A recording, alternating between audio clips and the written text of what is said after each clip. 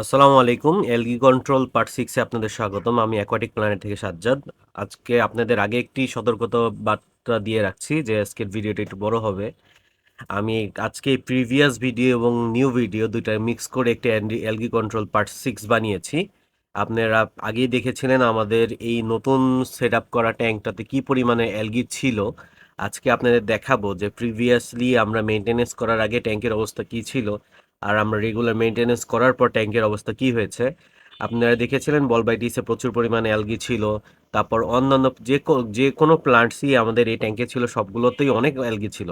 আসলে আপনারা অনেকে অ্যালগি দেখলে হতাশ হয়ে যান। আসলে হতাশ হওয়ার কিছু নেই। রেগুলার মেইনটেন্যান্স করলে অ্যালগি অনেকটা চলে যায়। আর রেগুলার ফার্টিলাইজার এবং লাইট সবকিছু ব্যালেন্স থাকলে আপনার ট্যাঙ্ক এমনিতেই ব্যালেন্স হয়ে যায়। আপনারা প্রথমে যদি দেখেন এখানে আমাদের প্রচুর পরিমাণে হেয়ার অ্যালগি ছিল। আমরা হেয়ার অ্যালগি রিমুভ করছি। তারপর ম্যানুয়ালি রিমুভ করেছিলাম হেয়ার অ্যালগিগুলো। আর এরপরে যদি এই গাছগুলো দেখেন ব্ল্যাক বিয়ার্ড অ্যালগি চলে এসেছিল। আমরা এগুলো হলো সিজার দিয়ে কেটে ফেলেছিলাম যে পাতাগুলো এফেক্টেড ছিল। আজকে আসলে আপনারা যদি দেখেন এর পরের সিকোয়েন্সের যে ভিডিওটা আছে সেখানে দেখবেন এই গাছগুলো কতটা এখন হেলদি হয়ে গিয়েছে। অনেকে মনে করেন পাতা কাটলে গাছ আনহেলদি হয়ে যায়। এই ভিডিওতে যদি দেখেন, এখন দেখেন পাতাগুলো কতটা হেলদি হয়েছে আর কত সুন্দর গ্রো করতেছে। এটা হলো আমাদের নিউ ভিডিও। এখানে দেখতে পাচ্ছেন পুরা অ্যালগি ফ্রি একটা ট্যাঙ্ক। আসলে এই অ্যালগি ফ্রি করতে গিয়ে আমাদের অনেকগুলো কাজ করতে হয়েছে। তারপর এইখানে যদি দেখে থাকেন ফ্লেমিঙ্গো, প্রায় ব্ল্যাক বিয়ার্ড অ্যালগি ডায়াটম সব দিয়ে একদম অবস্থা খারাপ হয়ে গিয়েছিল। আপনারা দেখেছিলেন যে আমরা যেগুলো এফেক্টেড পাতাগুলো ছিল আমরা কেটে ফেলেছিলাম আগের ভিডিওতে। আপনাদের অনেকেরকেই আমি বলি যে আসলে অ্যালগি এফেক্টেড পাতাগুলো কেটে ফেলতে, যদি গাছটা হেলদি থাকে সেগুলো আবার রিগ্রো করবে।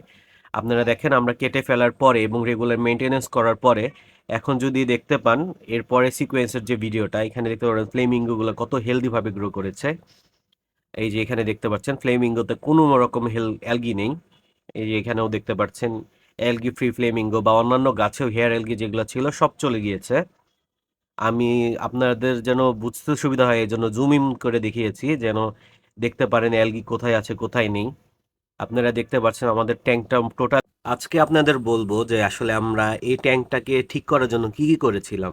প্রথমের দিকে আপনারা দেখেছিলেন আমরা প্লান্টসের গাছগুলো কেটে দিয়েছে, পাতাগুলো কেটে দিয়েছিলাম যেগুলো অ্যালগি এফেক্টেড ছিল।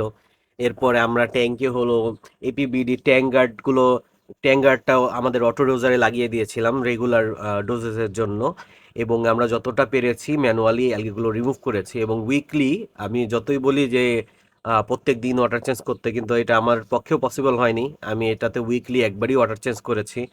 এবং যখন দেখেছিলাম হেয়ার অ্যালগি অনেক বেশি হয়ে গিয়েছিল তখন আমাদের এপিবিডি অ্যালগি গার্ড যেটা ছিল সেটার শুধুমাত্র একদিন ডোজেস দিয়েছিলাম। এটা একদম লাস্টের দিকে যখন দেখা গিয়েছে যে সবগুলো অ্যালগি মোটামুটি ঠিক হয়ে গিয়েছে, এখন আর অ্যালগি প্রবলেম তেমন একটা নেই, শুধুমাত্র হেয়ার অ্যালগি ইস্যু করতেছে, সেই টাইমে আমরা শুধুমাত্র এপিবিডি অ্যালগি গার্ড যেটা আছে সেটা ইউজ করেছিলাম।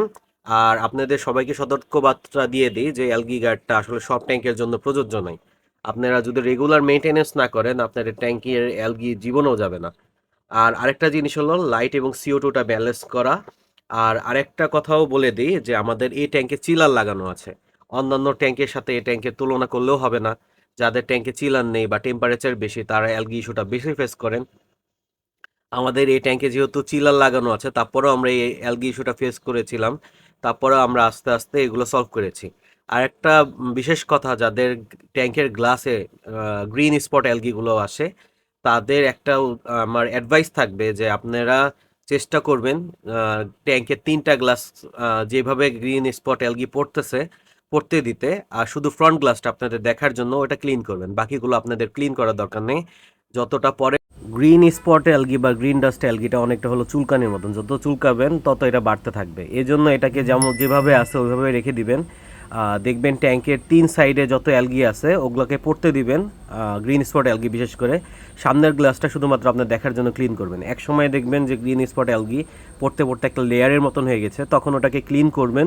তারপরে দেখবেন ইনশাল্লাহ আর গ্রিন স্পট অ্যালগি পড়তেছে না। আপনাদের কোনো প্রশ্ন থাকলে আমাদের করতে পারেন কমেন্টসে, আমরা ইনশাল্লাহ চেষ্টা করব আপনাদের জবাব দিতে। ধন্যবাদ।